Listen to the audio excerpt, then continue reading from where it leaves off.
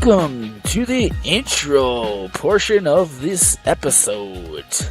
And thank you to Audio Binger with the music you're listening to right now called A Story to Tell. It's funky. So good. This episode features a good friend of the show and a former guest, comedian Brad Scott. Bradley Scott. I think he goes by Brad Scott when he's on stage. I call him Bradley Scott. Doesn't matter. I don't care what he goes by. We're a little more intimate with Mr. Brad / Bradley Scott. But comedian out of the Indianapolis area. Hilarious dude.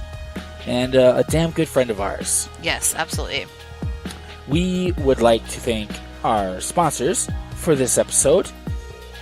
The TV show Comics Watching Comics. Yeah, seasons 1 through 5 are available now on Amazon Prime Video. Check that shit out. And they're recording contestants for season 7 and 8 this Saturday at Gotham Comedy Club in New York City. So beautiful. It's badass. I got a message from a friend of ours, comedian Angelo Vesho. He's been on the show before. He tried out for Comics Watching Comics. This newest season that the trials were for. Yeah, 7 and 8. Yeah, and he made the cut. He did get accepted, but he wasn't able to make it because it was too short of notice for him to make it, because he's got to fly out to New York. He's living in Texas. So the timing just didn't work out for him, unfortunately. Yeah, make it happen, dude. I know. Make it happen. So we're looking forward to him trying out for the next season that trials are for. Okay. So, hopefully, fingers crossed. And also, I believe Alex Avery is looking to get on Comics Watching Comics. He is, yeah. Maybe Vecchio and Avery will be trying out for the same cool. time. Both those guys. That'd be season 9 and 10. Okay. Well, what about 8? Well, they're doing 7 and 8 at the same time. At the same time. Much? Okay. Yeah. Yeah. Both those comedians are legit. They're both funny. Definitely vouch for their comedic expertise. Without a doubt. And awesome, great people, too. So, good luck to you both. Yes. Check out Comics Watching Comics on Amazon Prime, YouTube, Facebook, Instagram, all the things. Yes. And the Sportsbook Box Office Podcast. Yes. It's a podcast hosted by Kevin Goatee, the CEO of Comics Watching Comics, and Jeffrey Paul, two New York City comedians who chat about movies, sports, bust each other's balls about things, whatever. They have fun. Damn right they do. You can find them on all the podcast platforms that are all around town. They're like the odd couple of comedic right? comedy and podcasting. Yeah. Power lunches. All right. So, yes, this episode is with comedian Brad Scott, and it's a little bit different than our normal episodes where we have a guest and we get to know them and learn about their career and stuff. We already know Brad Scott. He's been on the show.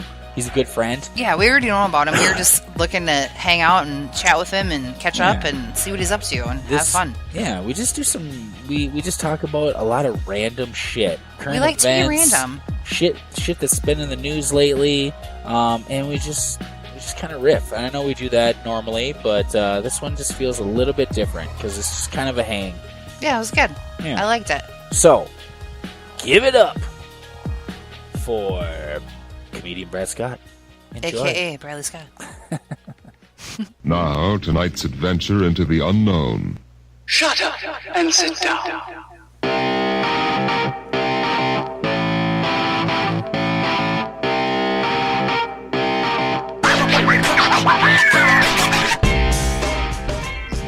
Welcome to SARGE Approved. Welcome. I'm Sarge. And I'm Frenzy. The vivacious co-host. Oh, yes. And guest coordinator. Oh, yes. And we are doing something a little different this time around with this episode. Random. We'll figure it out. Catching up episode. But yes. For now. Mm-hmm. Like once a month kind of thing. Just like getting your period. Yes, maybe we'll call it that. The period episode. Mm-hmm. It's that time of the month episode. Maybe we could gear it around your actual menstrual cycle. Oh, God. What do you think about that? I don't know. Huh? There's other factors that could be interesting. Oof. Yeah. Who we have with us tonight? Who do we got, Frenzy? We have Bradley Scott. This is perfect because I am considered by many to be the bloody tampon of the comedy world. Exactly. Brett Scott, stand-up comedian from Indianapolis. Yep, and I'm actually on my period, so I think me and Frenzy's cycles have already Yes. It's already happened. It's perfect. Is that an actual It's going to be an emotional episode. Does that actually happen when... And a bloated one. Like a group when a group of females spend a lot of time together, like if they work together every day or whatnot, that their menstrual cycles actually sync up at some point? Supposedly that's like a thing. Have you ever experienced this? I have. Really? Mm-hmm. When I worked at a restaurant that I managed, and how did it would happen. I don't know. It's weird. I've had it with I learned that on too. an episode of Married with Children when I was a kid. It actually happens? Yeah. I wonder if, and I know we've talked about this before, because me and you watch a lot of documentaries, animal documentaries. Mm-hmm. And a lot of the time with different species, you see that all the females will get pregnant at the same time. Like they plan to get pregnant at the same time, especially the animals that live in like families and groups. Yeah, like there's the whole wildebeest migration. They all give birth like within the same 2 days, and there's like thousands of them. Yeah, and they all are like, okay, you can walk now after 12 hours. Let's go journey across the savannah. But they do it on purpose because all the females will take turns like taking care of the children. Mm-hmm. It's like a group effort. Right. So I wonder if that's like some leftover primitive shit in our DNA with you females, and that's why your menstrual cycles sync up when you spend a bunch of time together. If that's like a DNA like in your fucking being, I'm that's sure saying like if we're all gonna have babies at the same time, we're all gonna take care of each other's babies. Right, and I agree with that. I also think that there's other reasons too. There's other animals who there's like an orphaned, I can't remember what I know there's a cat that does it, like a big cat, where if there's a baby that's left, they're just like, nope, it's not part of our thing, so we're just gonna let you starve to death. Where other big cats will take in random babies, but they don't always do. So where does that come from? Oh yeah, you know how sorry, go ahead. No, you go ahead. I said, you know how the honey badger gets rid of its pups? Eats them? Like no. They stay with their mom longer than most animals, and then one day a new male honey badger will just come along and like just start banging the mom, and that's when the other pup's like, okay, time to go, and he moves on. Oh my gosh, weird. Awkward. That's every time that's how the babies leave the nest? Is it some random dude to come and start banging them on? The honey badger is the world's most badass stepdad. That's crazy. He just comes in, he's like, get out of here. Get the fuck out. Get your shit. You're not living in the garage anymore. I'm banging your mom. We want the place to ourselves. We're going to get a timeshare. We're sick of your shit. Get a job. That's so And that crazy. little pup just goes off to life. There's this frog that is the size of your thumbnail. It's called a ghost frog. And it lives in, I want to say like Ecuador or some rainforest community. And it has it's the dad, and he has all these different kind of batches of eggs that are kind of stuck on this leaf. And they range from the very top of the eggs are the newest, and then all the way to the bottom where it ends are the oldest.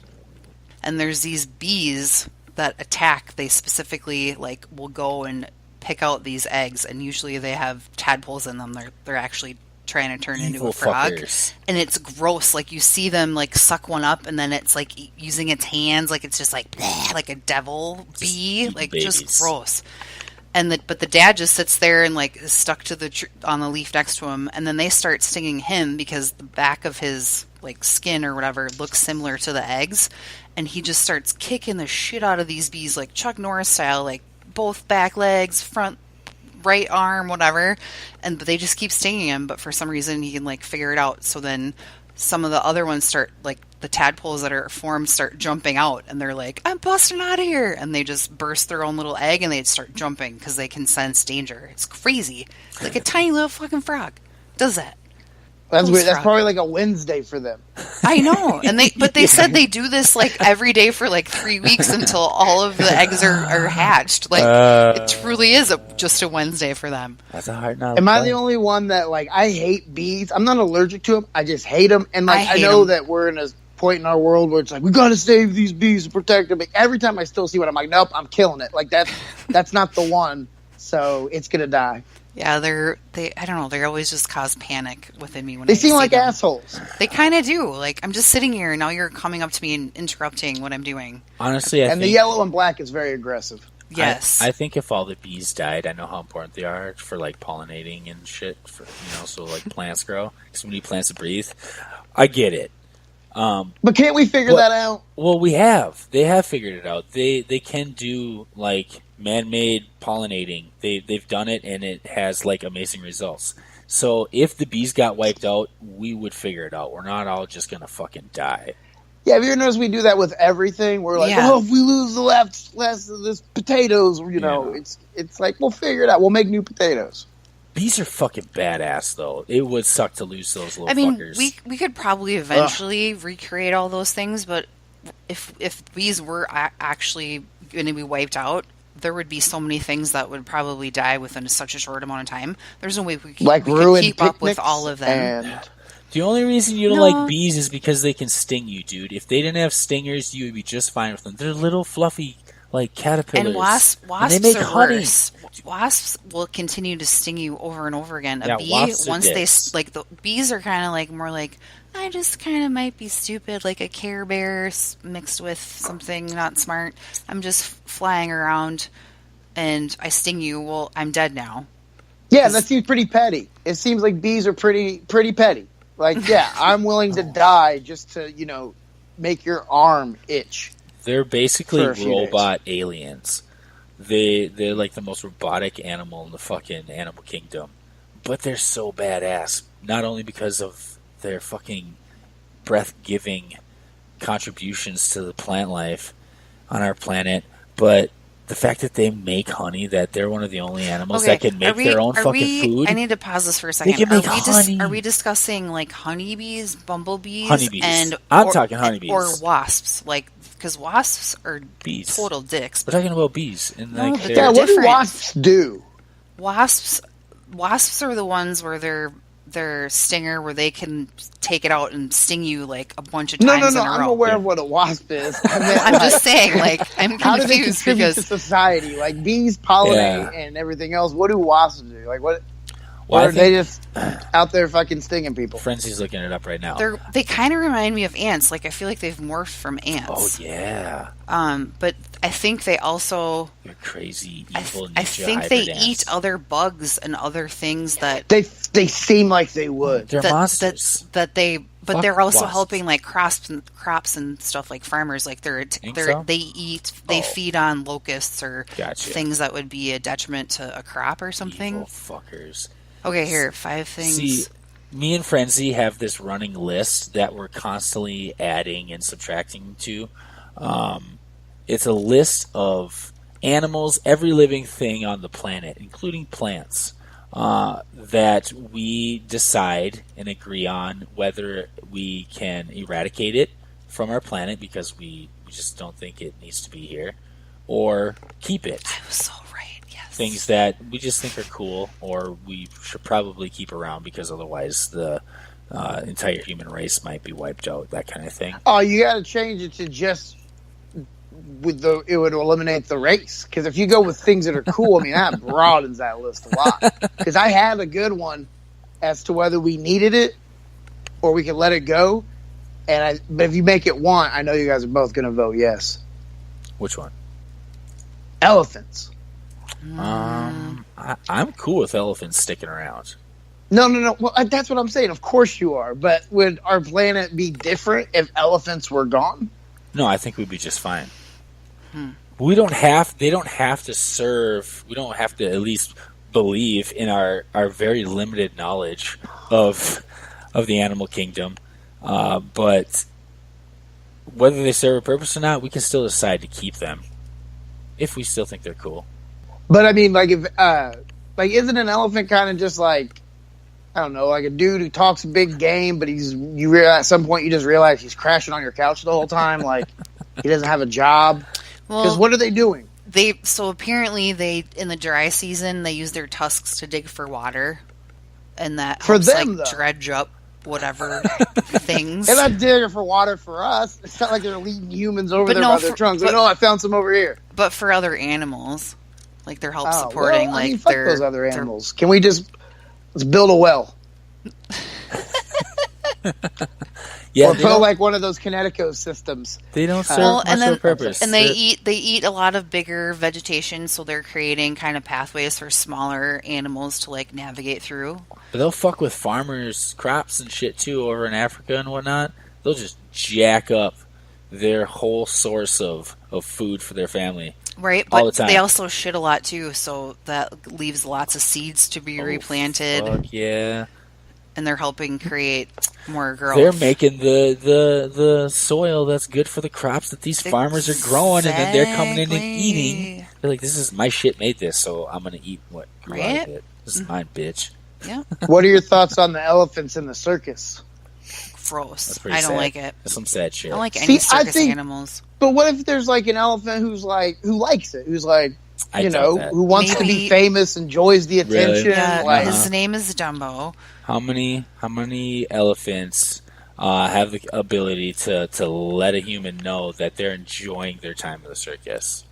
I don't know. Maybe like I would imagine they would like fill their trunk up with water and like spray it around and dance and like, laugh. Maybe if the elephant from basically birth, all they've ever known is the circus, then they probably... They would, I mean, obviously they have these instincts that would probably be pulling them a little bit, but for the most part, I would think that they're just like, this is the way life is. Yeah. They have no idea what it's like. Hopefully they're not getting beaten with a chain. It's so fucked up, though. Is that what they do? They beat them with chains? I think they are not. Yeah, but did they ever prove that? Probably like in the 80s and shit, but... doctors are also blowing cigarette smoke into kids' faces. True.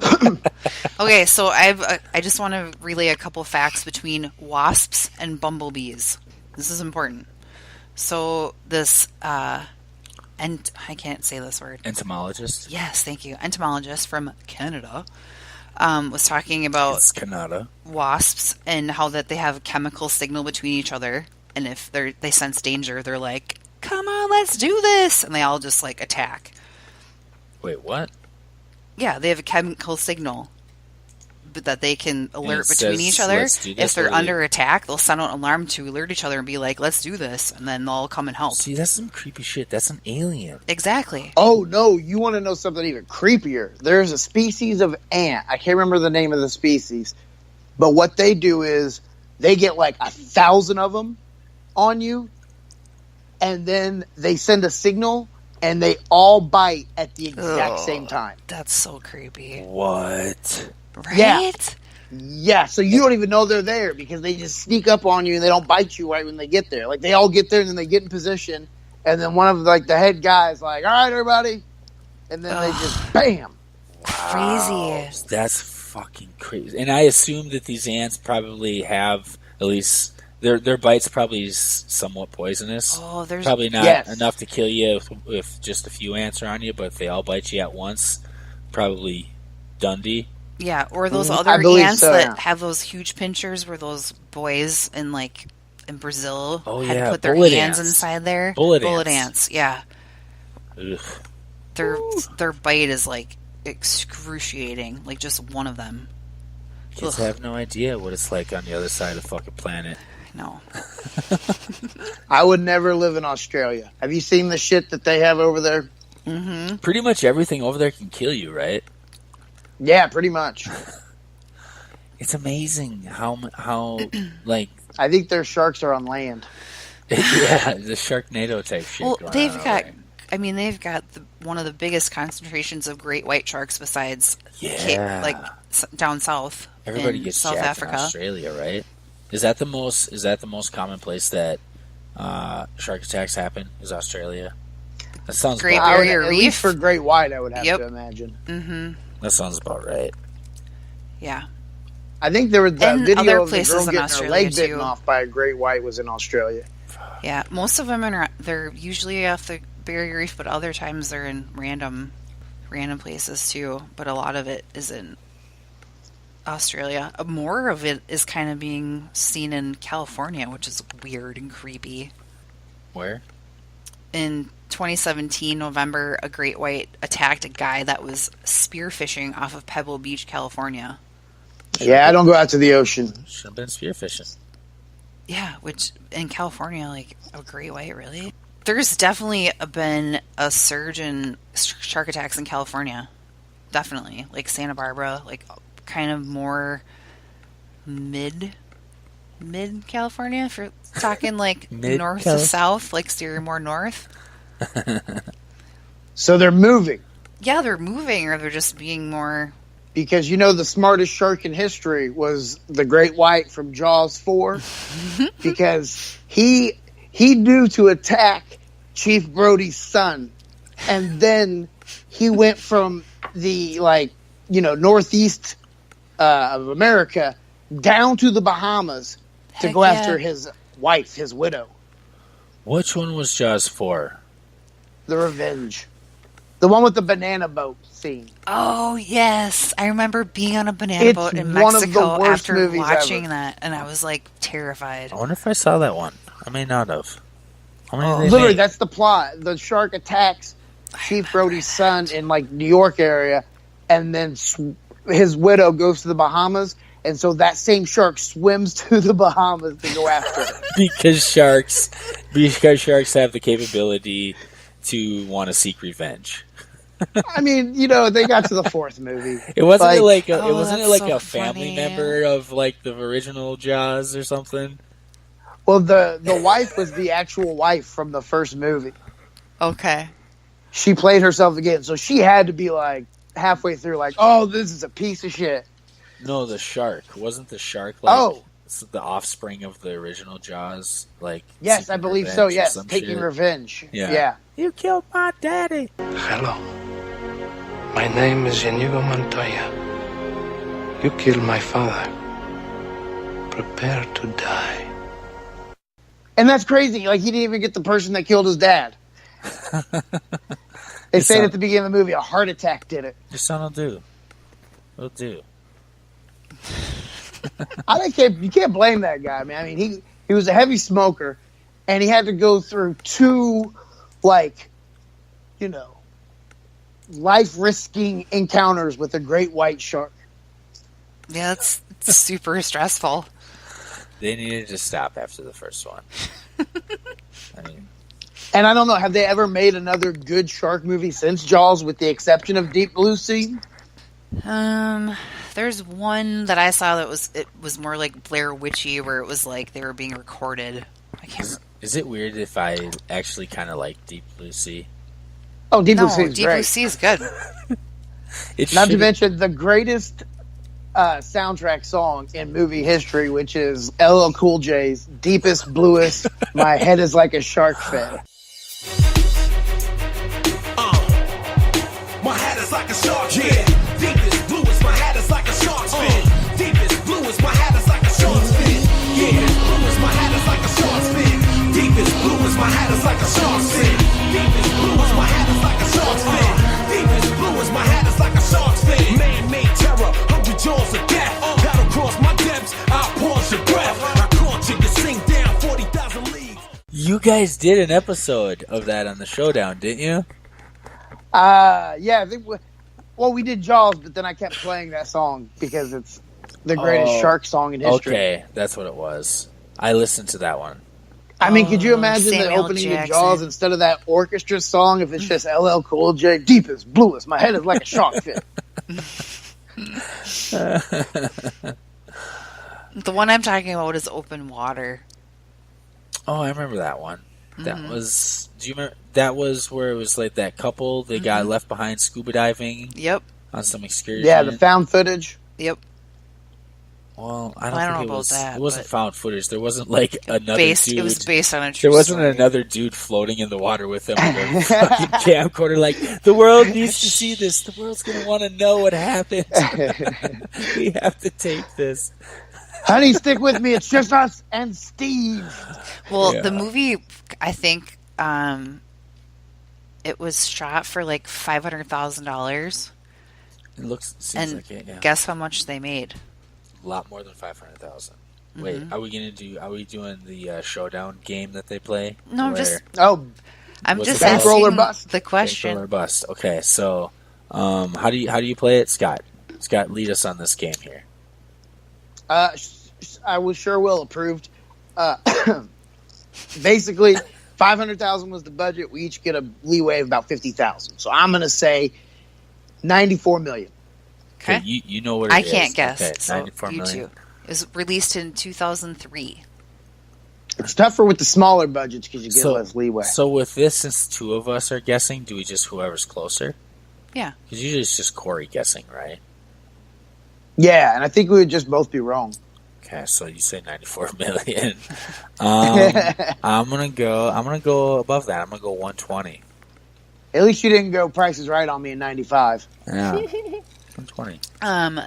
The amount is $55 million. Oh. Bow, bow, bow, bow, wow, wow. Okay. You know how much the Blair Witch is like still, I think, the biggest profit in history as far as what the budget was to what they made? Because, I mean, that thing, I think, was made for like $78 and a, coupon for hot dinners. dogs.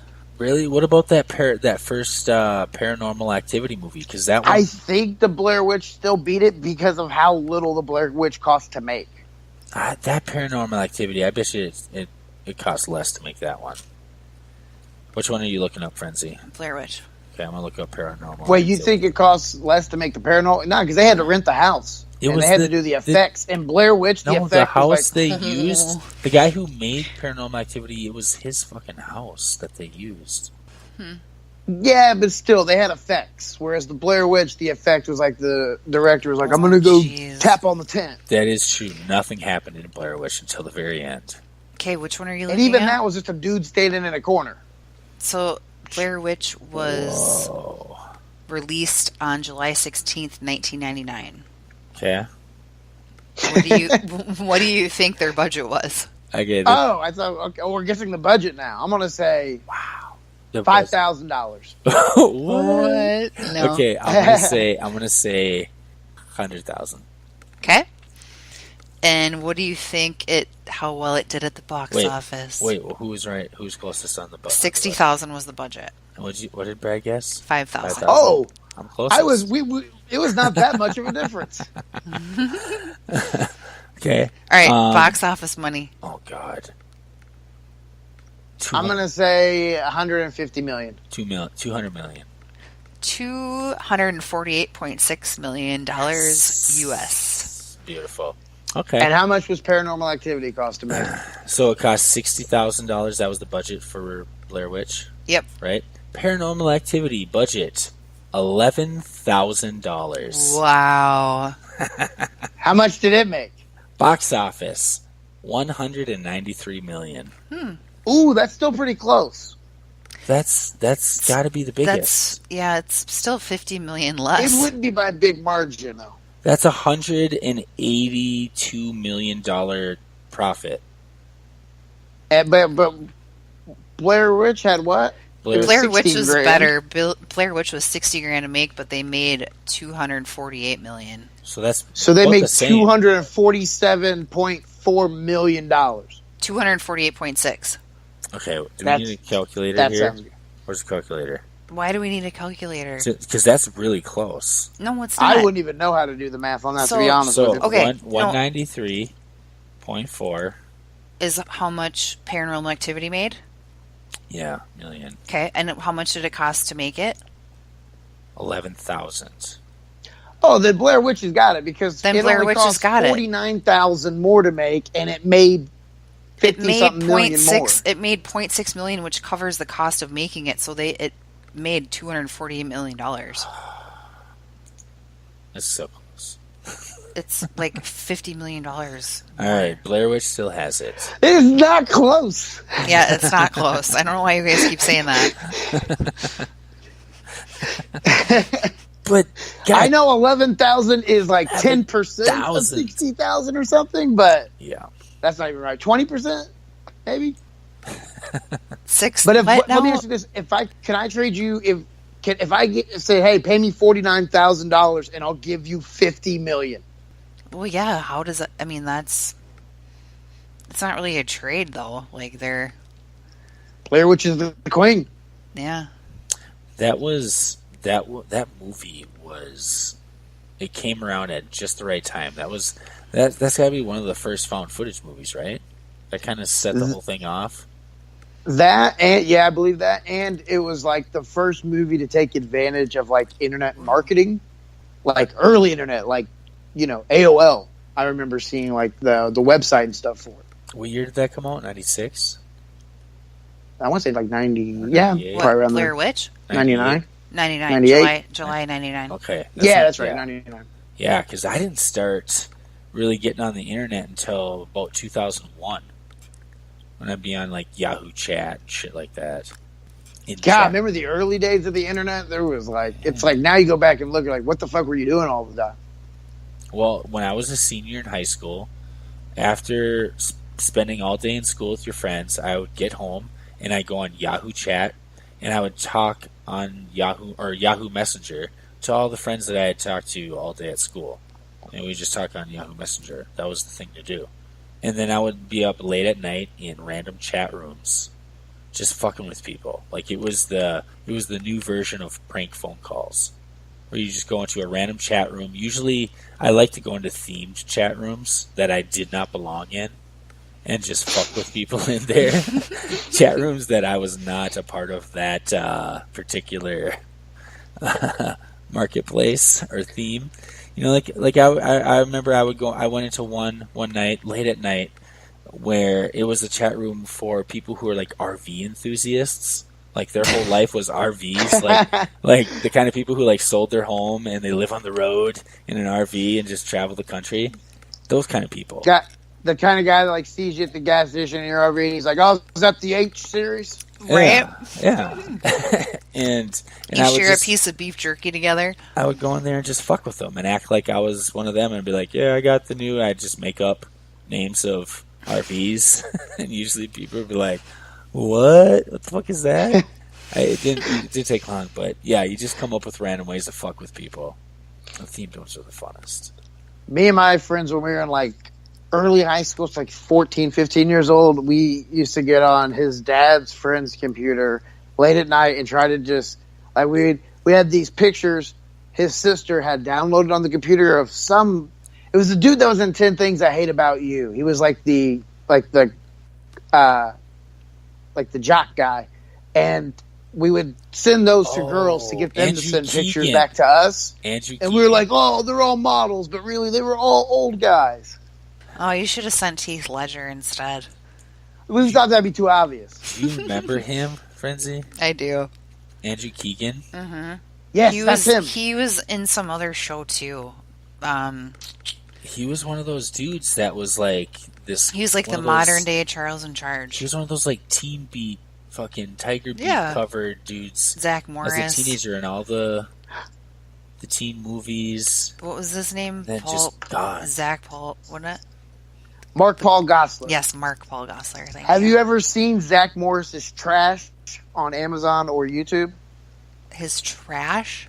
It's called Zach Morris's Trash. It's amazing. It's a show where a guy basically goes back through each episode of Saved by the Bell and tells you why Zach Morris is a horrible human being. Yeah, I've heard about this. I haven't seen it, It is amazing. Zach Morris's I need to check Trash. it out. Okay. Yeah, I think I had that link saved which on one do Facebook. you recommend? All of them, but I mean, some of the better ones are the diet pill one, because everybody remembers that episode, the I'm So Excited one. Mm-hmm. And the drunk driving one is really good, but they're all really funny.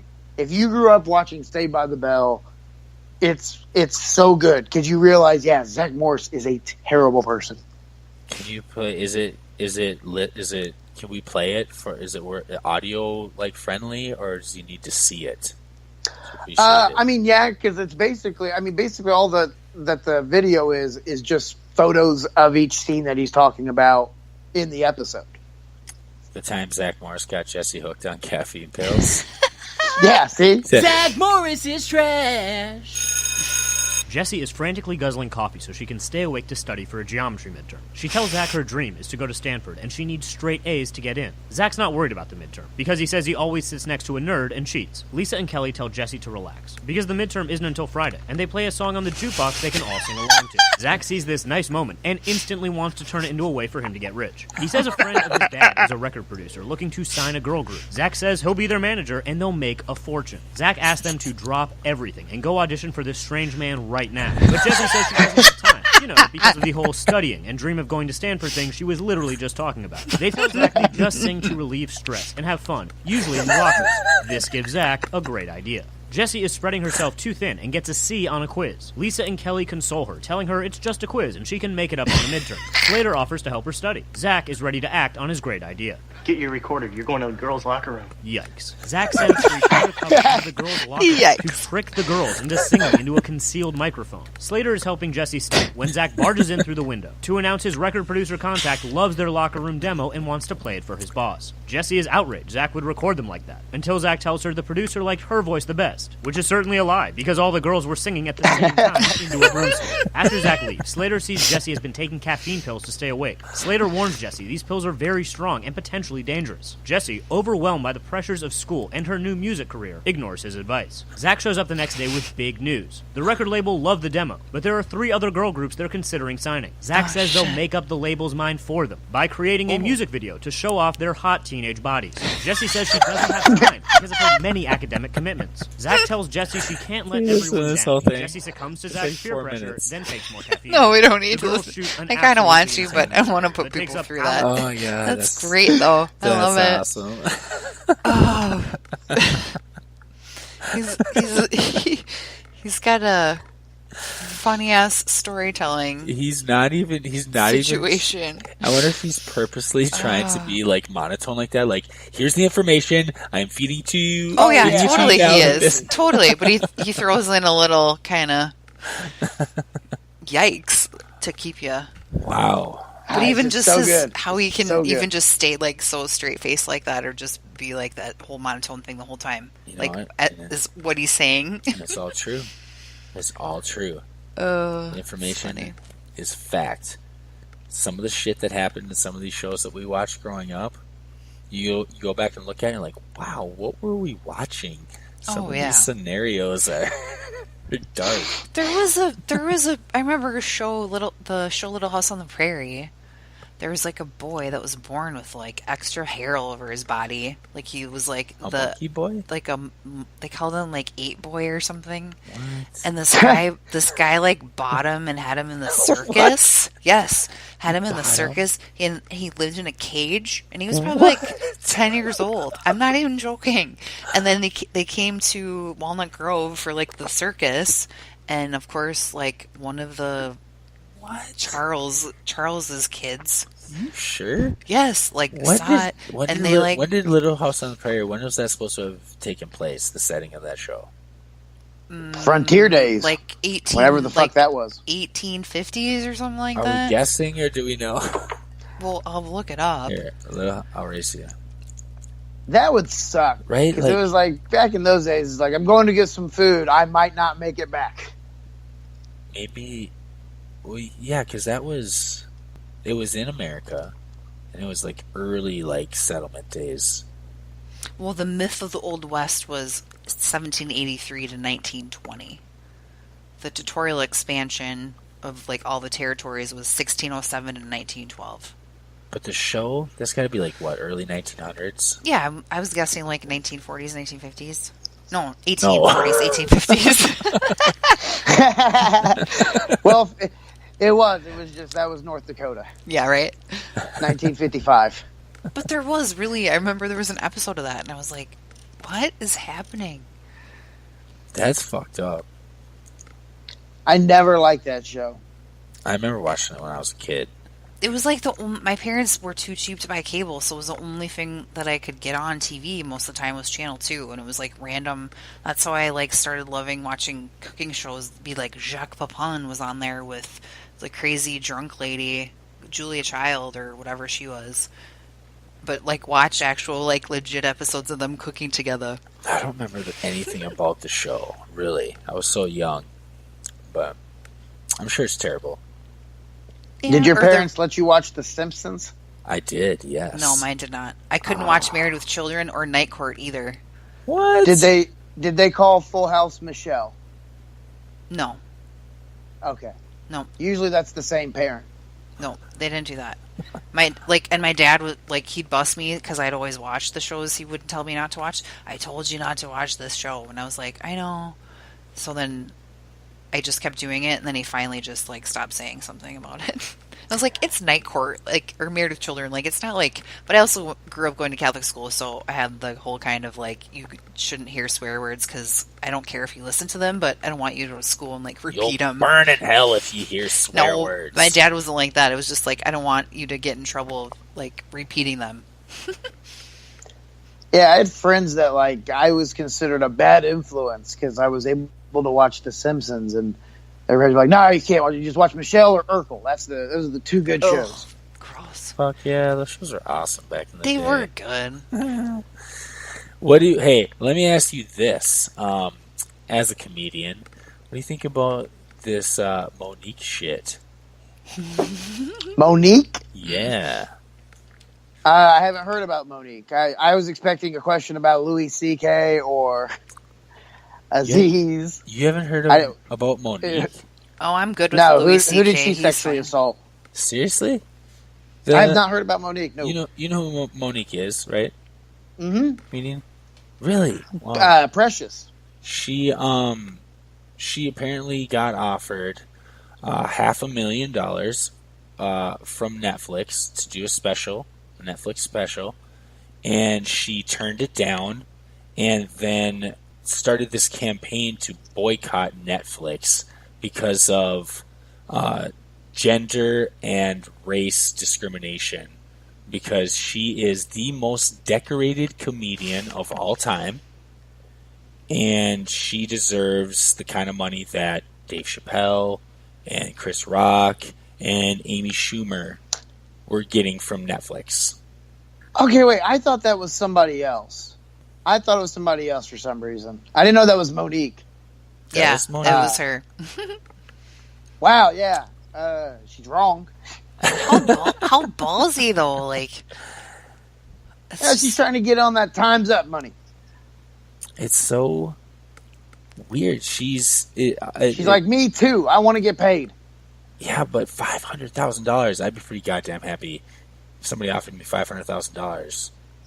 Or if you're not happy with your payment, probably made millions for other things. Right, but if you're not happy with the payment that they're offering, then don't do it and go. Oh, I 100% agree. Go revisit some other venues that you can go off of, but then to go on that rant and compare yourself and just be ooh, it's just gross. I'm gonna play this video. I'm going to play this video here. Frenzy, I think you've seen this one. I'll show this to you. This comedian, Kev on Stage, did this video called "Monique is not the most decorated comedian alive." Because I am the most, and I say this humbly, I am the most decorated comedian alive. Hello, official office of comedian deaths. Yeah, I just wanted to check to see if Eddie Murphy was alive. Yeah, no, because Monique said she was humbly the most decorated comedian alive. And I thought maybe Eddie Murphy died while I was sleeping. Okay, no, he's alive? Oh, crazy. I don't know what she's talking about then. I don't know what decoration she could have made. That phony pony's a nice decoration, but it's not the ones people usually talk about. While I got you, is Whoopi Goldberg alive? Whoopi Goldberg from Sister Act 2. Yeah, Cole Bean. Hey, and Colin. Yeah. She is alive too? What is Monique talking about? Yeah, because, Whoopi's one of only 12 people to win an EGOT, which is an Emmy, Grammy, Oscar, and Tony, the only African-American person to do it, and she won the doggone Grammy for a comedy album. So what is Monique talking about, do you think? No, because she called us for a boycott, and I'm like, bro, you can't, that's not a boycottable offense, okay? Black people can't sit anywhere on the bus, boycott. You got offered $500K, not boycott. I thought it was generous. That's just me. I mean, shoot, let me get the $500. I could take it. I'll take $50,000. I might take $5,000 just to be on Netflix because I've never been. Okay, no, while I got you, can you check ticket sales as well? Yeah, because that's another decoration she could be talking about. Has she sold more than Kevin Hart? I think he sold out football stadiums and stuff. And he had fire in Madison Square Garden. Yeah, I know. Just Google it if you don't have it in your registrar. No, she probably hasn't sold more tickets than Kevin Hart. What decorations is she talking about? I don't understand. I mean, is she your favorite comedian? Because I don't think, even in public opinion, she's most people's favorite comedian. I think she's funny. No, I do. I think she's funnier than Amy Schumer. But I don't think she's the funniest alive, which could be a decoration. No, it is crazy. Okay, listen. You know what? While I got you, here's why I'm upset. Okay, she called for a boycott. She said Netflix was racial and gender biased. Okay, Netflix gave Shonda Rhimes $100 million plus deal, $25 million a year. She black. Okay, they gave Jay $20 million on multiple occasions. They gave Crust money. They gave doggone Amy $11 million. The most generosity. I don't know what basis she wants us to boycott. And I'm tired of boycotts being called for everything. Because, shoot, boycott got to be a serious thing. Okay? No, cool. Yeah, I know. Yeah, you got to get back to work. All right, does she have the most Facebook followers? Does she have more Facebook followers than Kev on stage?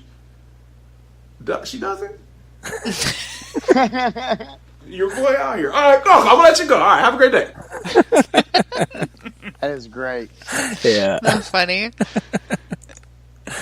So, yeah. It's been fun to talk about that whole story with Monique and how she is all full of pride about this terrible, terrible $500,000 offer from Netflix. Yeah. Yeah, that's just you can't throw those names around. No, like yourself, like because Dave Chappelle. Here's the thing: if Dave Chappelle was asked about, that, he's probably going to answer somewhere in the political realm of like comedy subjective, right? I mean, greats don't compare themselves to greats, right? They let other people compare them. That's true. That is true. Good fucking point. Which is why I have never said I'm funnier than Chappelle, but I let other people say that. Or not. A lot of them choose not to. How often are you getting up on stage these days? As much as I can. I mean, I'd say the average for last year, which was a slow year, was about every other week. Because there'll be 2-3 weeks in a row where I'll work, and then I'll have like maybe a week or two off. This year's picking up more, so about every week. Nice. Like once a week?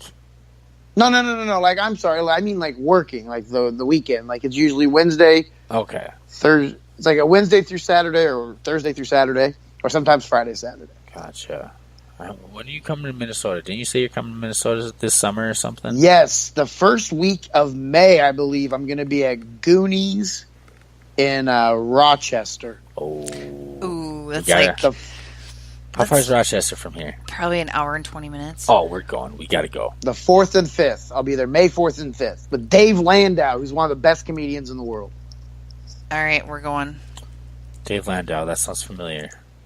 Dave Landau. Let's look that dude up. Landau? You.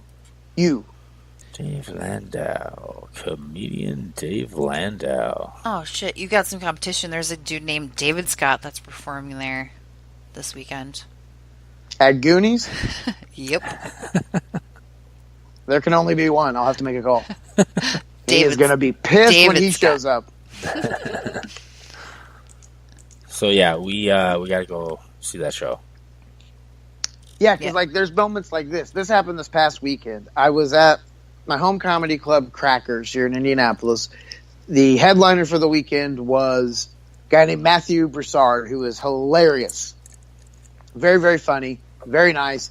And Thursday was a benefit, so it was a little bit of a weird show. I was the host, and then Matt went after me, and then another guy closed it out. Well, usually when they do a benefit, or it was a fundraiser for a Catholic high school's baseball team. So it's all the parents of the baseball team. And when they do these things at comedy clubs, a lot of times the person that's in charge of the event will like say some words, on the, tell a story or whatever before the show starts. And this guy's doing that. His name was Sean.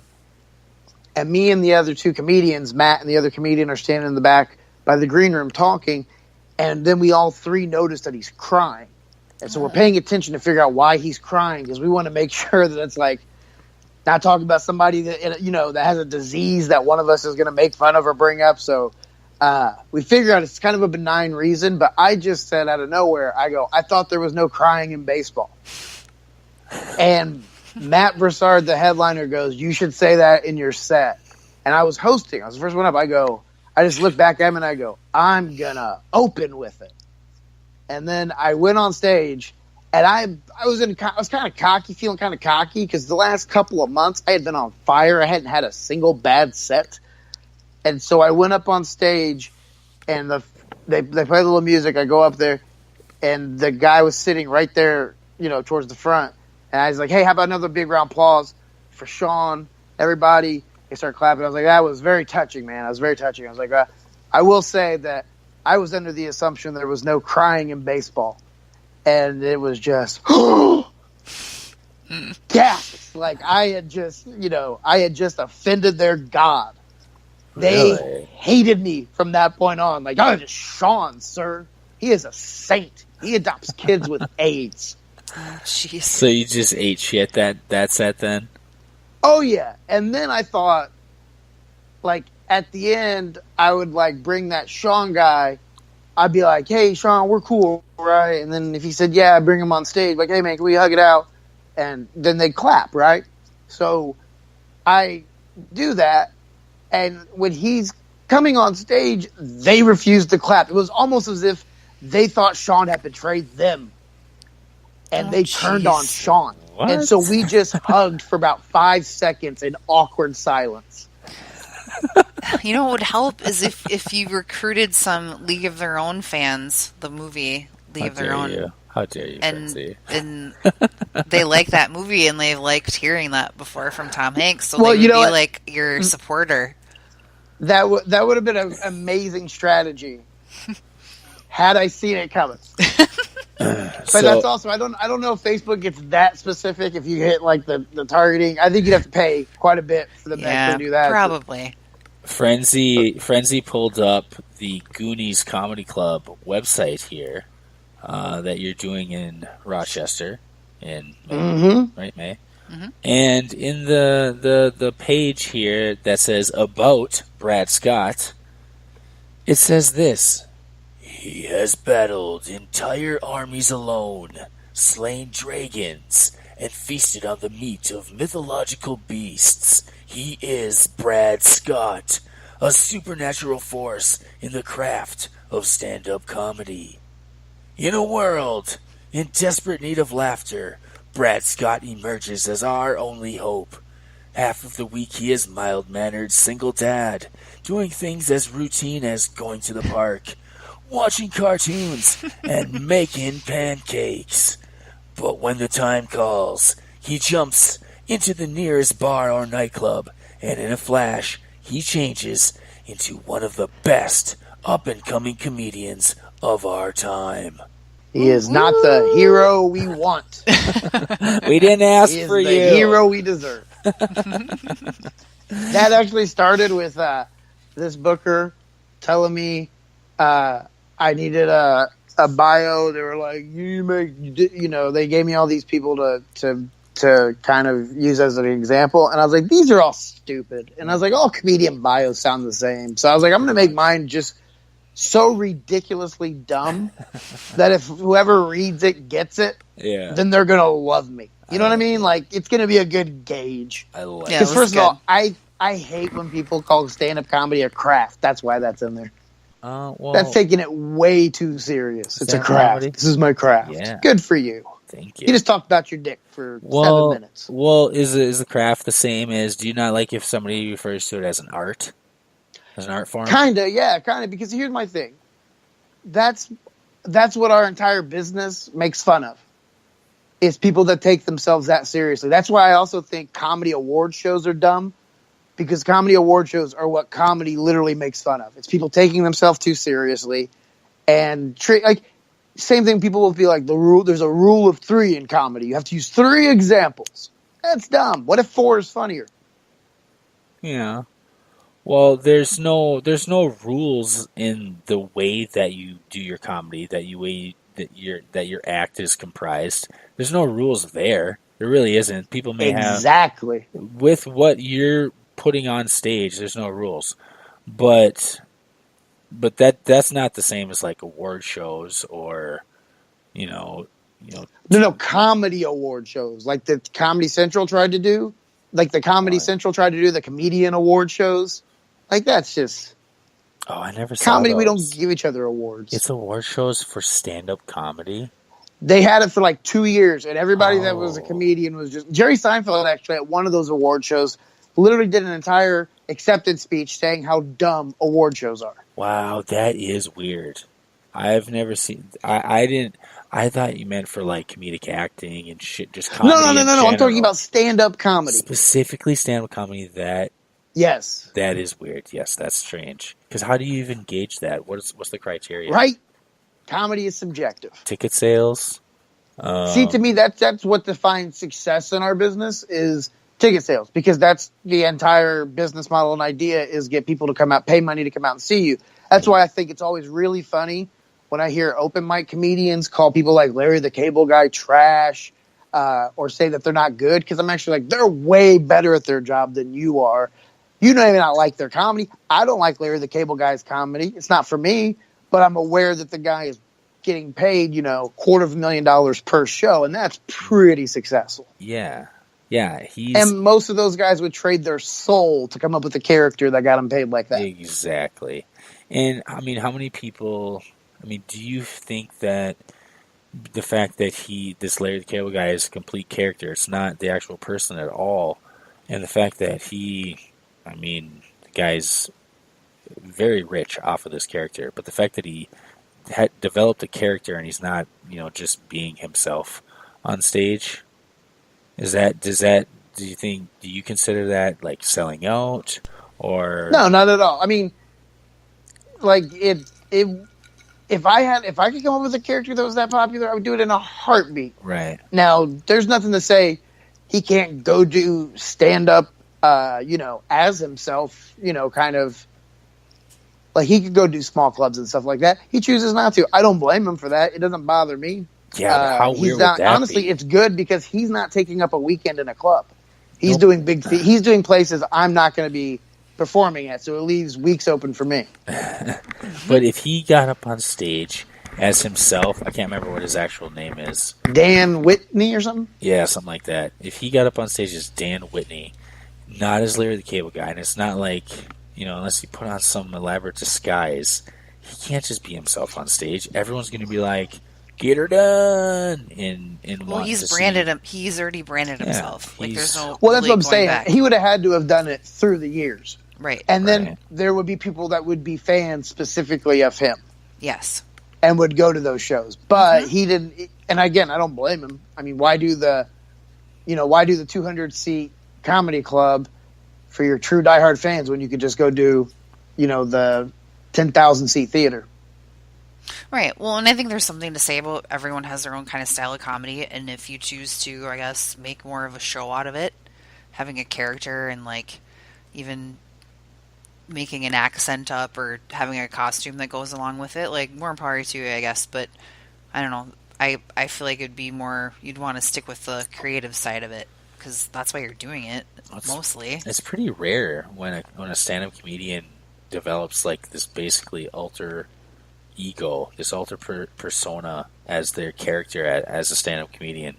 Like there's Larry the Cable Guy. Well, Andy Kaufman became a legend because of it. Mm-hmm. Was he doing an act the whole time? He was in Taxi. Did you ever watch that? Right, but as a stand-up comedian, was he? Yeah, was he playing? He would do this character, Tony Clifton. Okay, yeah. He was like this drinker, smoker, sleazeball. Well, Andrew Dice Clay. Chris Farley portrayed different characters too. I mean, we're like as a stand-up comedian, just a stand-up comedian. That like their actual who they were on stage like was a character. The entire thing was a character. They weren't themselves at all. Like Larry the Cable Guy, he's not Larry the Cable Guy. His name's not even Larry. It's Dan Whitney, and he doesn't talk like that. He's a normal dude. I do think Andrew Dice Clay is that guy on stage. That was a character originally. Like I didn't listen to his shit growing up. Like I don't think he's that funny, but he's got some funny shit, but it's just not my style. But that Andrew Dice Clay like was a character that he would do. And then people loved it so much, and he started getting bigger, and he just kind of like absorbed that character and that's all he is now. He's always Andrew Dice Clay. Yeah, but also look at it too from like back in the day where comedians would just imitate people, like imitate a situation as part of their bit, or imitate a character, whether it was like your mom being annoying, or they're portraying someone that you was maybe socially popular or whatever. Maybe like those characters become popular too, like just a random, What about Gallagher? That's a character, right? Yeah. Yeah. Carrot Top's a character. That's a character. But I mean, that's more of a. I think that's more of a shtick. Yeah. Yeah. Carrot Top. Because you don't think of Gallagher the character, you think of the fruit. Well, and I think smashed. there's not. Yeah. I'm not saying he was in the dressing room sucking dick. I'm saying like you think of the watermelon being smashed. Right, and maybe the whole character thing, that's what impersonations have become, like impressions. That's what it's evolved into. No, but not like in the same way. Like their impressions are definitely way more popular than they ever used to be. You think so? They're more popular now? Yeah. I don't know, whenever I see a comic that says, you guys like impressions? I'm like, oh, this could either be really, really witty or really awful. Yeah, it's usually super good or terrible. Yeah. But usually the ones I like are the ones that make fun of impressions. Right. Yeah. Everyone does love impressions, though, especially if they're good. Yeah, and you might do like 3 and only one of them is good, but... Yeah, even if you have one really solid impression... Right, but the fact that you're like, I'm gonna go for it, like, whatever. I think it's good. Brad Scott does a pretty good Christopher Lambert impression. Oh God, I know. Well, but no, it's only if Christopher Lambert was a pedophile. Or in the majority of his movies, any role that he's played in any of his movies, especially Mortal Kombat. Dude, I tell you what, it takes a badass to get cast as an action star with that lisp. I think the interview just went really well, and then after they signed him, they're like, "Well, we can't go back now." No, I think the interview was just him kicking and like punching the air. Right. And they were like, "We need you to read the lines," and then he would just kick more and punch the air more. So it went well. So they didn't know what was going on. Yeah, he didn't speak until he showed up to the read through. Yep. And they were like, "Oh, fuck. Get us Van Damme." And then it's like, "Oh, fuck. Okay, Schwarzenegger. He's a shit." Oh, we'll take Stallone. That's an American name. We'll even take Kevin Costner. Anything but this guy. If you want to ruin your movie. Mm-hmm. Kevin Costner is not as terrible.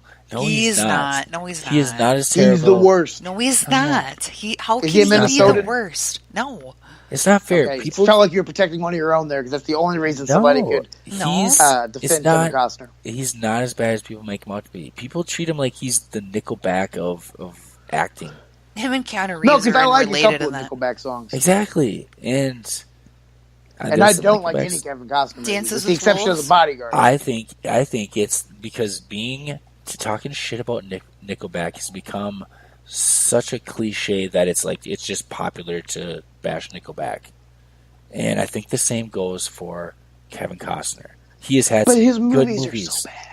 It used to be the same thing with Creed. Like everyone liked Creed when it first came out, and they're like, everyone liked Creed until they found out they were a Christian rock band, and then everybody felt betrayed. And they were like, you snuck the Jesus in on us. And okay, how about Dances with Wolves? I loved that movie. Badass movie. Awful. Why? Waterworld? Why is that? Robin Hood, Prince of Thieves. That was horrible. That was pretty bad. That was a terrible movie. I agree. Morgan Freeman played his black sidekick. Little John? His slave. Yeah, wasn't he a slave? Yeah, he was a slave. No. He was in prison. Yes, he was in prison. They were in prison together. Oh, that's the first time that's ever happened that someone's been in prison. He was a black dude in Robin Hood times. He was a slave. Well, there's been plenty of. Do you think Morgan Freeman fucked Kevin Costner in prison? No. Probably it's Morgan Freeman. If Morgan Freeman says pull your pants down, you pull your pants down. Morgan Freeman's not a pussy though. He's not a grossy. He's the next one. No. Kevin removed his pants. He knew what was coming. So I agree. Robin Hood, Prince of Thieves was a dog shit movie. It was not good. Okay, that's fine. Field of Dreams is the most overrated movie in history. I agree. I agree. Hate that. I do not like that movie. I think Waterworld. What do you got left? Tin Cup. I think Waterworld is the most justly hated on movie of his resume. Not anymore. I think it's gotten too much when it first came cult out. status, where I think actually kind of swung the other way. I fucking liked Waterworld. Which I liked it from the first time I saw it too, and that makes me feel like there's bandwagoners. It's a good ass movie. I enjoyed it. Are you one of those people that doesn't like people jumping on a bandwagon? Nope. That you're on? I hate it. Yeah, I welcome it. I don't like it. As soon as there's like four or five people on the bandwagon, she jumps off of it. Yeah, I don't know. I relish in the fact that I discovered something great, and then now everyone else likes it for not good reason. So bye. Yeah, but you're kind of also aren't you kind of hurting the thing that you love? You're like, no, I don't want you to have any other fans, just me. No, I don't want. I want the thing that I like to be successful. I just don't want to be a part of all of the other gross people that like it. So then I just move on to the next thing that I want to find out about and like. The Bodyguard sucked. That was a shitty movie. The Bodyguard was great. What? Are you serious? I liked it when I was a kid, but I have a feeling I would hate it now. That might be fair. I haven't seen it since I was a kid either. And he is playing the exact same character. As what? Kevin Costner, grizzled old guy who's secretly a badass. You know which one I liked? That unfortunately had a big part of it was the love story in it, but For Love of the Game, I liked that movie. Ugh. That was decent. Hot garbage. For Love of the Game. Yeah, we could. I mean, you could literally sit and pick. Okay, he was in The Untouchables. Here's too. one that is good. Mr. Brooks. Yeah, he was. Where he played a serial killer. Yeah. Oh yeah, opposite one of the greatest thespians in history, Dane Cook. Yes, that was an unfortunate casting decision. Didn't Dane win an Oscar for Good Luck Chuck? I think he did. Unfortunately, Dane Cook had a smaller role in the show, but that was a good movie. For some reason, Kevin Costner likes baseball games because he was in obviously Field of Dreams, Bull Durham, For the Love of the Game. Yeah. Some other Major League 4 movies that have the word game in them. Major League 4 back. Silverado. Back For the Love of the Game. Dragonfly. Oh god, that was so cheesy. Tin Cup. Ew. Field of Dreams 3. 3,000 Miles at Graceland with Kurt Russell. He wasn't in Tin Cup was the love of the game with golf, right? I think so, yeah. Tin Cup was separate from the other one. But it was basically For Love of the Game with golf instead of baseball. Correct. Like your same story. Yeah, exactly. That's my prime, but my ex-wife and I. What else has he been in? He was in The Big Chill from 1983. The War with Elijah Wood, the little Lord of the Rings guy. Oh, I actually like that from one. 1994. That was kind of a drama. What about 3,000 Miles to Graceland? Yep, I already said that. I just said that. What about that one? I just said that. I've never seen that. Sounds 2001. awful. With Kurt Russell. I just said that 2 seconds ago. Oh, Kurt You're Russell. You're not spicing the pot. Rumor has it with Jennifer Aniston. Okay. Yeah, there's not all a these whole lot classics. more after that. That's about it. Unfortunately. Play It to the Bone from 1999. Was that his first porno? No, it's got Woody Harrelson though and Antonio Banderas. So it's if you build it, I will come. I don't know. It's crazy to it's crazy to think how these obviously they are paid massive amounts of money, but to be successful and have a great movie and then their next movie be like, oh, it fucking sucked. It's not going to make it to DVD. You know, Pantsless Joe Jackson. Are you trying to come up with porno names for his porno Kevin Costner names? His movies. The Naked Bodyguard. That's Jean-Claude Van Damme has a Netflix special currently, a series. So Who does? Jean-Claude Van Damme will always be Colonel Lieutenant Guile to me. from Street Fighter? Yes, that movie's so good. It's so It's terrible. better than any Kevin Costner movie. Movie's dog shit. Well, any Jean-Claude, any of those movies are good. You know why I put Street Fighter up there? Because some things are worth fighting for. Oh, jeez. That's the song they play when he's on his way to M. Bison's lair and he's watching videos of his buddy who's been captured, and it's like them with these chicks having margaritas, and they play this song. It's like, some things are worth fighting for. And it's like this really serious, and then it's got this just African beat and this lady yelling out of nowhere. It's really weird. Raul Julia's last movie. Who? Raul Julia, the guy that played Gomez in the Addams Family movies. Oh, shit. Yeah. I don't know. That's all I know him for, that and Street Fighter. What about the Postman? Raul Julia was in the Postman? Kevin Costner? Yeah, but if Raul Julia wasn't in there as M. Bison, it's not a good movie. But there was like the when the whole Van Damme thing was going on, there was Steven Seagal was around too. That was before he was fat. Right, obviously. And now he talks like Notorious B.I.G. in that one interview where you just hear the fat. Where it's just, yeah, gross. You know what I'm talking about? Where you can hear. Is that after Under Siege? Oh, I would imagine. Right before he became a cop. Oh. Yeah. Did you ever see that? His reality show where he was a cop? No, I didn't. What's Seagal? Yeah. Yeah. Yeah, he is hilarious. There's a great part where a guy's like, Steven Seagal, my wife love you. I don't like you, but my wife love you. It's the guy he's arresting. As Steven Seagal is eating a Philly cheesesteak or any other thing that is contributing to his massive weight gain. Jeez. Well, all of those, it's like who else was relevant then? Jean-Claude, Steven Seagal, Chuck Norris, he still valid? Yeah, he's still alive. Chuck Norris was born on the day that World War II ended. So, there's got to be a reason for that. He helped deliver the baby Jesus. No, he was born on the day that World War II ended. He is the baby Jesus. Coincidence? I don't think so. Yeah, the only one if the whole immaculate conception thing happened, the only baby that could have produced would be Chuck Norris. Absolutely. And that's why every year on Chuck Norris's birthday we exchange gifts and put up a tree. No, that's not when it is. It's the day that World War II ended. That's when he was born. Merry Christmas. War is over. Merry Chuckmas. His birthday, his World War II ended on his birthday? Yes, that's what I'm saying. Like, he was born and World War II ended because Chuck Norris was born. Oh, the actual Merry day Chuckmas. He was born. Happy Chanukah.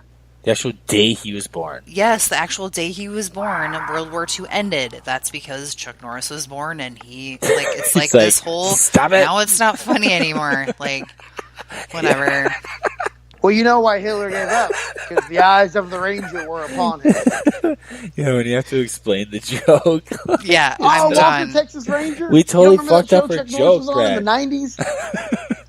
They had a great theme song. It was just.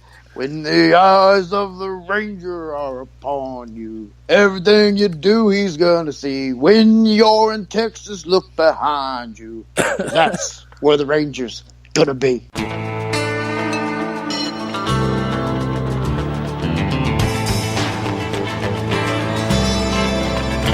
In the eyes of a ranger, the unsuspecting stranger had better know the truth of wrong from right.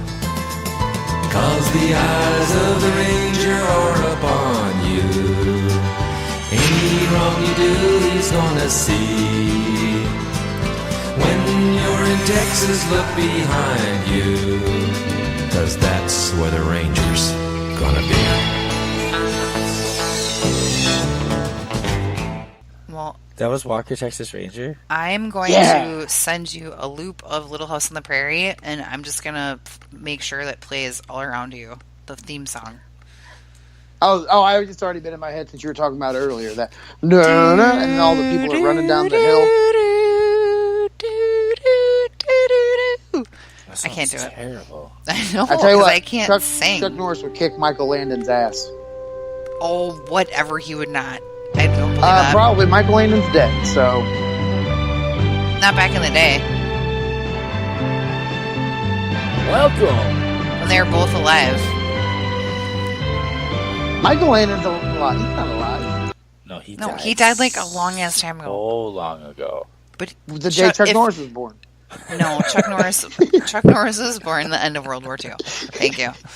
But if Landon and Norris were to meet up, why is that so funny? If they were to meet up legit style and they had a beef with each other, I would put double money down on Landon. Michael Landon? Michael Landon's yes. a bitch. What? Michael no, he's not. How yes, is he a bitch?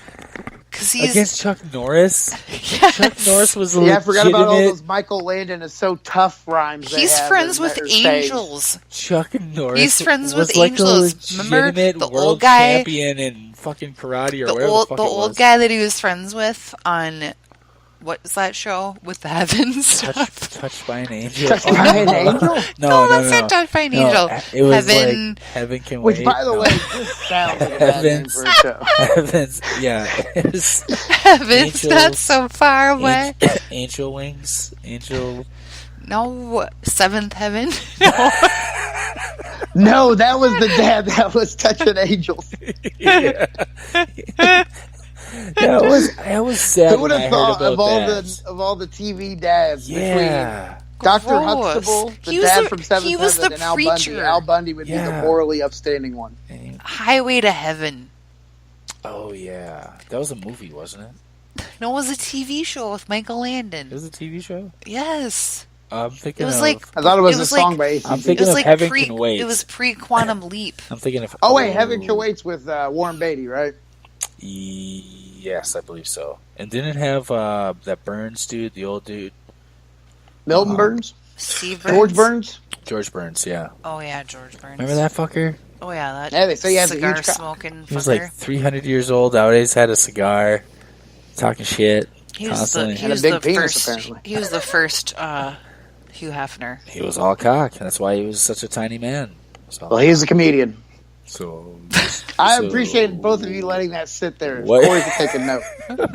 So you're saying that comedians are well endowed? Is that what you? Well, I believe that's part of the qualifications for a Netflix special, which is why Monique only got 500,000.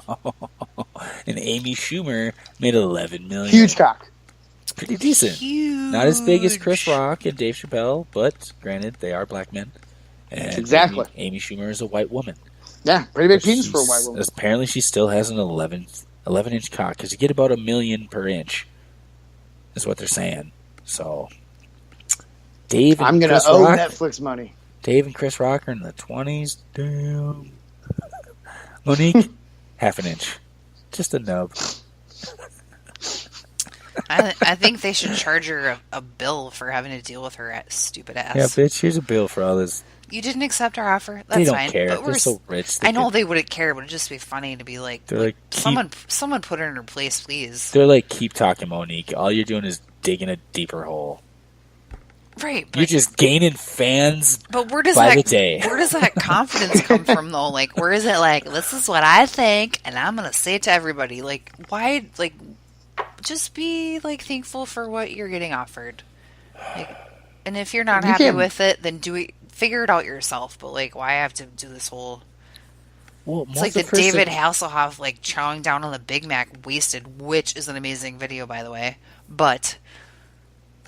Why do that? Yeah. You know, there's Oscar these kind of instances of social media where it's like, obviously, like, you probably don't want that to be seen by anybody else, but you let it happen, and then somehow, in a fucked up way, it works in your favor. Or not. Like, it's either one extreme or the other. Oh, it totally revitalized his career. I'm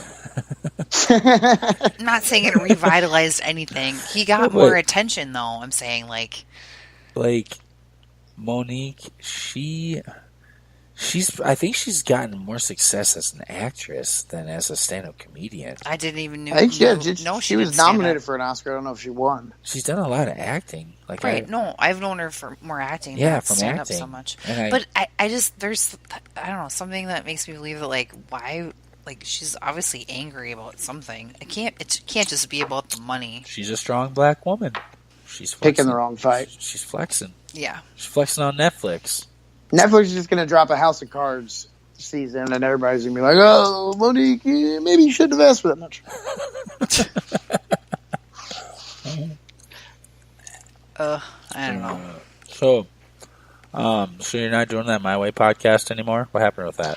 We are. It is now called the Subjective Comedy Podcast. Okay. Why'd you change it? Because My Way sounded douchey. I kind of liked it. You're the second person that's told me that. It felt douchey to me. I like subjective comedy. You're on a show called Sarge Approved. That's not douchey? That's a good name, though. But that sounds douchey. Actually, I'm on a show called Scott Approved. Oh, dancing. My Way doesn't sound that bad. So now it's called... It's already done. All the social media has been changed. What's it called? Subjective... Comedy. Comedy, okay. And our episode with Josh Springer is the greatest story I've ever heard in my entire life. He's the inventor of the bottoms-up beer dispensing machine where they put the glass on the thing and it fills the beer from the bottom of the glass up. And it starts with the story begins with how he invented the bottoms-up machine with he's getting ready to get married. His friends had told him they were going to do a kidnapping bachelor party. At the same time, his uncle was being investigated by the FBI for supplying steroids to Major League Baseball. Remember that whole steroid scandal? Mm-hmm. He was implicated in that because he was helping his uncle do other things that weren't related to that, but the FBI just, they'd seen him as being there, so he was a person of interest. They bust into his house to arrest him, and he thinks it's his buddy's bachelor party. So he's like taunting the FBI and the SWAT team and shit. And that's how the story starts. And then he ends up looking at prison time and then invents the Bottoms Up machine and is now, the Bottoms Up is a huge company. They are all over the world. It's crazy. It's the greatest story I've ever heard in my entire life. Yeah, what is... I've seen videos and things like that for that Bottoms Up. Like, what is that? What's the benefit of it? It keeps the bartender's hands free, so instead of having to stand there and hold the thing and pour it, she can just set it on there and take other orders or take money for things. It doesn't ever spill, so you're not going to lose, beer with the overflow and everything. And it's faster. It's faster than the pour, traditional pour. So weird. Who'd have thought? Who thinks that shit up? Like, you know what? He thought of it out of thin air and built the prototype in 3 days. He's the smartest person I've ever met in my entire life. Whose brain even goes there? Like, because no clue. Since the dawn of time, we've been pouring things in one traditional manner. And that is from the top down into whatever receptacle you're pouring it into. And he decides, nope, I'm not going to do that. I'm going to defy gravity. And I'm going to fill it from the bottom up. Mm-hmm. Yeah. And it made him millions. Sounds like a crazy person. Well, you get to keep... made... It's not that crazy, though, because you get to contain all of the taps in an enclosed environment where if you're in a bar and you have... Let's say you can have like 120 different taps of beer like available for your guest or whatever. But you have to clean them and you have to do so much more maintenance to them, having them being exposed out in the open, especially in places where it gets warm. Like in Minnesota, I guarantee you will not go to a bar in the summertime without a fruit fly once the whole summer. They're everywhere. Yeah. That's because of the yeast and the sugars that are in like the tap lines and in, the drains and everything like that. So having that beer enclosed underneath and totally like just protected like that basically cures that. Yeah. Well, you have to, I think people that are a lot of very successful people like that there has to be a little bit of crazy in them. I don't think it's crazy at all. I think it's incredible how somebody's mind can work in that direction. Because he was like, I came up with the idea and then I was like, okay, I got to get some hard plastic and some car parts. And I was like, what the... Well, yeah, obviously, like, creating it and actually, so having the idea and then actually making it happen is pretty insane. Yeah, it's just weird that someone's mind would even go there. Like, Yeah, 3 days. They're at bars and they're at stadiums and they're all over the place. Vegas, I had a TV Iowa. cabinet from Walmart. I left it in the box for 2 weeks because I was terrified of having to put it together. I hate that. It's like IKEA. I don't shop there anymore ever. Shit. All right, I think it's about time to pull this train to the station. What do you think, guys? Yes. I think maybe just because I know Frenzy would love it, maybe next episode that we do this, we'll do the entire episode in creepy Christopher Lambert voices. I think I already have a sore throat. The episode would be. I think I'm going to be sick then, or out of town. I'm not sure. I might be booking a vacation soon. We can Skype you in, Frenzy. Don't worry. I'll probably be busy though. We'll work around your schedule. It would be an episode not worthy of mere mortals. Yeah, we're wide open. I'm just going to be sitting in your closet in the dark anyways. Well, I'll be out of town, so that's good. We worked that out. I worked that schedule. I'm actually doing an Airbnb, but that's fine. Oh, shit. Okay, so we've established that Kevin Costner is an American hero. Yes. And hopefully... That is a lot. becomes the leader of the free world someday. No, well, I would actually prefer Jean-Claude Van Damme over him, but that's fine. Hopefully he hooks up with my mom and becomes my stepfather. Whatever. If he's a honey badger, it's not going to matter. I would totally be cool with him being my mom. He's going to be kicking you out. Damn, honey badgers. They're kind of related to Wolverines, right? Honey badgers? Mm-hmm. Same But they're family. way more badass. They're so angry, I feel like. That's fine. Whatever. That is the perfect way to wrap up this episode. Your name shouldn't have honey in it if you're like a mean person. Just saying. It should. That's perfect. to fool them. It's a disguise. It's like Greenland and Iceland. So tricky. The mortals didn't know my true identity. Oh my god. I think I'm already needing to admit myself in the hospital, and I'm going to be out for like 2 months. So I needed that. I gotta go. Ejaculate. See you guys soon. All right, Brad Scott. Thank you. Thank you, sir. Thank you. Boom.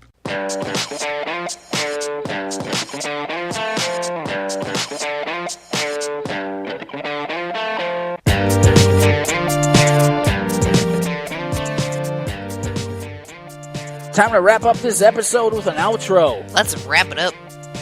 Yes. Let's wrap it up like freaking St. Nicholas is in town. That was comedian Brad Scott. A.K.A. Bradley Scott. Fred likes to call him Bradley. I like Bradley better. I don't know. It's just more professional. I love that dude. I do too. He's good friends. He's a funny ass guy. I refer to him as my favorite comedian in real life, not necessarily on stage. Right, in real life. That is still a compliment. I have actually never seen his on-stage comedy, but he is coming to Rochester in May. Minnesota? Yeah, we talked about it. No, I know. I'm just pretending that I don't know. Was it Goonies? Like I'm surprised. Goonies. Yeah. Yep. So we're definitely the plan is to go see him for the first time. Actually, sing jokes on stage. So it's gonna be badass. I know. It's going to be great. I'm excited. I think we should probably go see that in person. We're going to. Thank you to our sponsors for this episode. Comics Watching Comics, TV show you can find on Amazon Prime. Yeah, seasons 1 through 5 are available now, and they are currently going to be recording seasons 7 and 8 this weekend, this Saturday night. Oh, shit. In New York City. Mm-hmm. Also, our sponsor for this episode, the Sportsbook Box Office Podcast. Hosted by Kevin Goatee and Jeffrey Paul, two New York City comedians who talk about sports and movies and talk a lot of shit about lots of things. but it's a good time. They're shit talkers. Totally. That's what they do. That's what they do best. They sling shit as well as they jokes. sling shit. They have power lunches. They do all the things. All right. Coming up on the SARGE Approved podcast, you can look forward to comedian Jim Florentine. Really excited about this one. Jim Florentine is, in our opinion, he's a comedic legend in our eyes. He's amazing. I'm super excited to have him on. Yes, badass guy. You know him from his many appearances on Comedy Central. Mm-hmm. If you remember all the way back to Crank Yankers. I know he's done a million things since then, but I just love old that even was a thing. Now it's like so long ago, but that's amazing.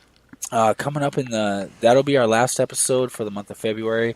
Coming up in March, look forward to the triumphant return of musician Luce. Yes, I'm excited about that. I missed that episode. I know. Larry had to fill in for you. I know Larry Roberts from Readily Random Podcast. Larry Bear filled in for me, Larry Bear, and I'm excited to actually have a chance to chat with him now. Yeah, he's one of our favorite musicians. That new Mercedes song, absolutely, and he's got a new. Yeah, we'll talk about that stuff. But New Mercedes has been like our jam. Oh yeah, for a it's while. Amazing. That is, we knew about his music before we got to know him and have. We liked his music before. That was the reason we had him on, was because like we're legit fans of his music. And that's what we've done with other musicians: Culla, Caleb Lamont, Muggsy. Yeah, all of the musician guests that we've had on. It's just because we genuinely like listening to their jams. Yeah, so he's coming back on the show. Looking forward to that. Also, we're going to do a swap cast in March with the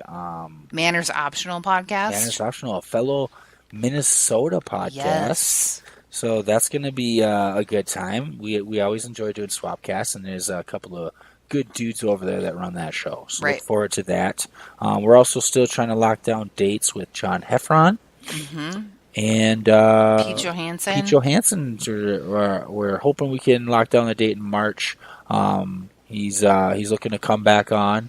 We had him on in the beginning episodes of the show over a year ago. Yeah, he was like episode 17 or something. There's a couple other ones we have in the works too, but we can't tell you about that because we'd be divulging secrets. So you'll just have to wait and see. So, all right, thank you for listening. Yes, thank you. And we're going to play this song out, or this episode out. With a song. With a song by Yeshua called Partisan. Pretty sure that's how you pronounce the name. Yeshua. All right. Thank you. Yes, thank you. You guys are the best. This episode is fucking done. Bye. As soon as the song's done. Later, fuckers. Scarecrow helped me get the brain. Hobo gave me money and that Mary helped me kill the pain. Dope man, always keep his COD. Smoke so much in volume that he thinking I should sell the green. No man, had to move away to get the dream. Thought Tucson was dead and in Orlando chill is on the scene. Roll call, Jacare Cash Marley B. Every now and then Wells Fargo tell me I move here to get cash flow. Think about the consequence. My fame anonymous. Where'd you get your confidence? Dead end. My bank stayed positive. Plain clothes, looking for my papers or my documents. Wet dream. Let's get you lost in it. Not the kid dodging it. The obvious hypothesis. King's blood. All my food is partisan. All my dudes is criminals. All my rhymes are partisan. Say it till you get it right. I'ma stay with it, I'ma say it to you every night. Pro side, Sets got me hella shook. No, I feel them staring, but my pop told me never look. Gang sign, can't forget what they represent. Yes, but with the level head, ain't never been for epithets. Potholes, car size, but we save on rent. Every now and then my girl remind me we move here to get funky. Highest you wanna get, Slaughterhouse 5, Eminem, Kurt Bonner, yeah. Sing, wedo, sing, I'm on my opera shit. Shout out to my competition, Zion, same competition. Half blood, on my my Obama shit, robbing it. Flip the bird to Eli and his counting gin, rocking it. All my food is artisan, all my dudes is criminals, all my rhymes are partisan. Catch me on the shady side of shady book, singing on the sad part of Melody Lane. And from my back porch, you can see some of my crazy hood. Shouldn't call the cops and so we're setting his brain. You keep your head low, walk like you know where to go. Never flash money, kid, watch where you bump your stereo. Bad shit, why Tommy Larry mad as shit? Cash a dick, had the bitch acting like a pacifist. Ratchet, hackers you wanna get 25 to life, bitch, my cash stream ominous, brainwash. I stay autonomous, some shit you couldn't say, even if you were anonymous. Piled up, I got a lot of it. Do I really need it? Had never really thought of it. Run cuts, all my food is artisan, all my dudes is criminals, all my rhymes are partisan. Plastic, jokers and they Harley Quinns, Harvey Dents, always trying to smash for the party ends. No whoa, party beats ain't hardly friends. Gotta focus lyrically and keeping ink in Sharpie pens. DC, no thanks for the fucking fish. If we choose from TV, why can't Oprah be the president? All my food is artisan, all my dudes is criminals, all my rhymes are partisan.